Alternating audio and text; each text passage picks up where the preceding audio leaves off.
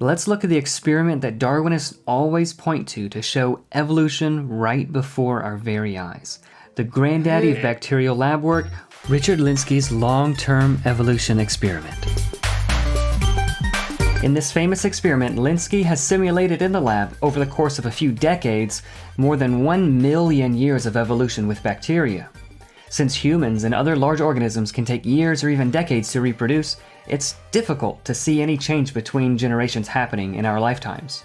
But smaller microorganisms like the bacteria E. coli can reproduce in just minutes, letting us observe tens of thousands of generations and the changes that go along with that in real time. This is what Lenski has done for the past quarter of a century or so. Just let a bunch of E. coli bacteria reproduce and watched what happened. Pretty soon after the experiment began, he noticed that they started to grow much faster than normal. Then, a while later, Lenski's E. coli suddenly gained a new ability to eat something new called citrate. This was an earth-shattering find in the world of evolutionary biology. Scientists were swooning in the streets. To hear them tell the story, this was a huge new evolutionary leap, proving beyond a shadow of a doubt the power of random mutation and natural selection. But would you believe it if I told you there was a problem with this explanation as evidence for the creative power of evolution? No? Good, because that would be untrue. There are at least 3 problems with this explanation. What exactly happened to cause the E. coli to grow so much faster? Well, they broke their flagella. What is that, and why would it make them grow faster? The flagella is a little outboard motor of the bacteria. It helps them move around and do their thing. But Lenski's bugs were in flasks that were swished around constantly, allowing them to get nutrients without ever having to move.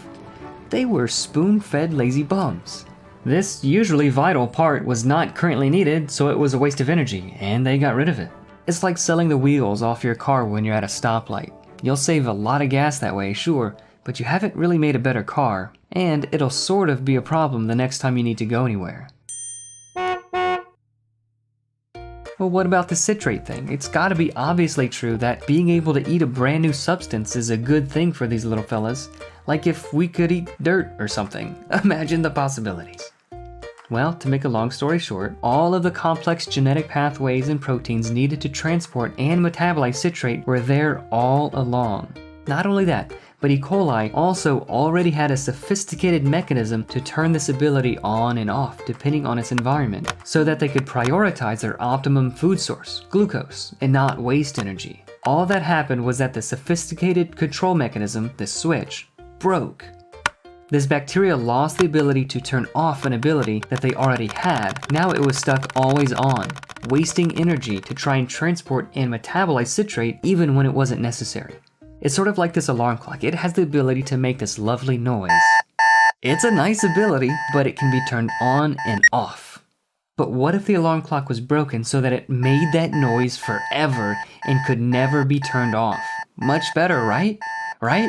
How can this not be a win? Something could already do a thing, and they were broken so that they did that thing constantly, whether they needed it or not. Maybe you call that evolution, but Darwinian evolution demands innumerable new genes, new proteins, new body plans, new organs, and complex characters that we see in nature. This is not that.